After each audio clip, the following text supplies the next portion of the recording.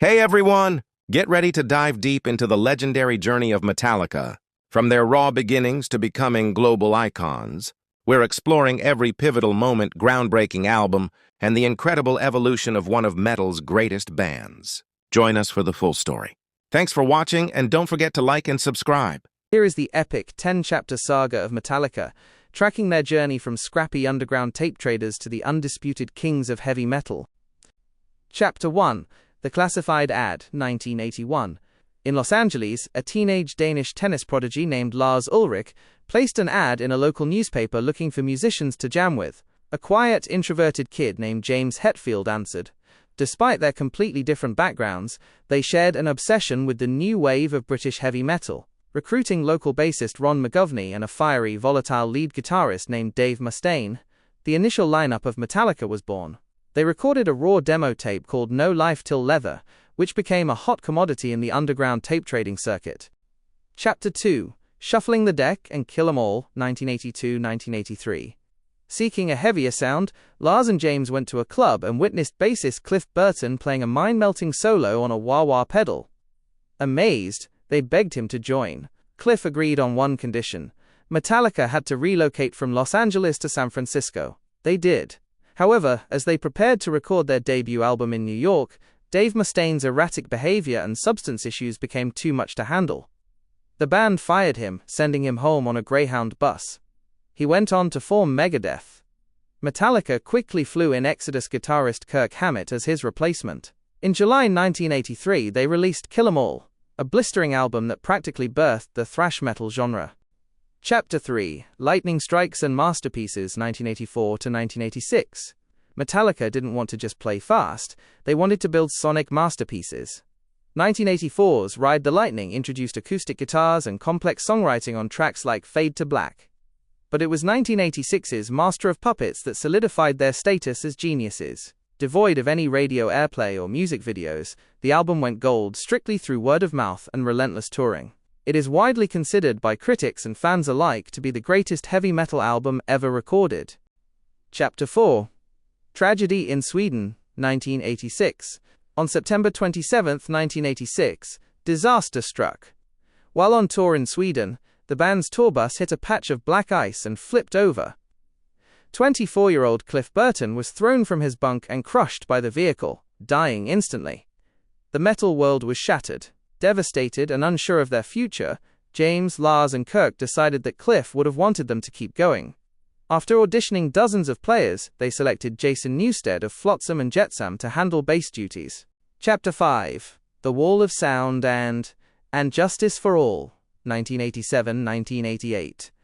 Grieving and angry, the band threw themselves back into work. In 1988 they released And Justice for All, an incredibly complex progressive metal album featuring intricate time signatures and intense political themes. Oddly, the final mix famously turned Jason Newsted's bass tracks down so low they were almost completely inaudible. The album also featured Metallica's first ever music video for the harrowing anti-war track One, which launched them directly into mainstream MTV rotation. Chapter 6. The Black Album and Global Dominance, 1990-1993.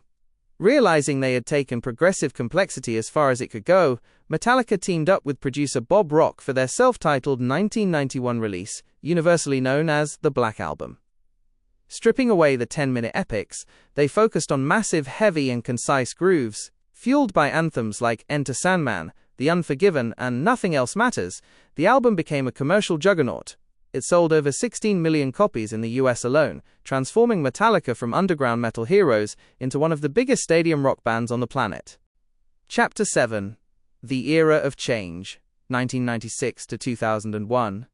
After years of touring, Metallica returned in the mid-90s with a dramatic change in image and sound. Cutting their iconic long hair and experimenting with hard rock and blues, they released Load, 1996, and Reload, 1997. While commercially successful, the shift alienated purist metal fans. Around the same time, Lars Ulrich became the public face of a massive legal war against the file-sharing service Napster. Though protecting artists' copyrights, the move drew heavy backlash from fans who felt the multi-millionaire band had lost touch with its roots. Chapter 8. Monsters, Therapy and Saint Anger, 2001-2003. By the turn of the millennium, Metallica was imploding. Frustrated by his secondary role in the band, bassist Jason Newsted quit in 2001. Soon after, James Hetfield entered an extended rehab stint for severe alcoholism. To save the band, Lars, Kirk, and a returning James hired a performance enhancement coach/therapist. This tumultuous period was captured in the raw, painfully honest documentary, Some Kind of Monster. Out of this friction came 2003's Saint Anger, an album defined by raw aggression, a polarizing trashcan snare drum sound, and zero guitar solos. Chapter 9. The Final Form, 2003 to 2016. Looking to regain their equilibrium, the band hired powerhouse bassist Robert Trujillo, formerly of Suicidal Tendencies and Ozzy Osbourne, cementing the most stable lineup in Metallica history. They returned to their thrash roots with 2008's Death Magnetic, an album that proved they could still write fast, intricate metal riffs. In 2009, they were justly inducted into the Rock and Roll Hall of Fame, even inviting Jason Newsted and Cliff Burton's father onto the stage to celebrate with them. Chapter 10. Heavy is the Crown, 2016-present. Decades into their career, Metallica remains an unstoppable cultural institution.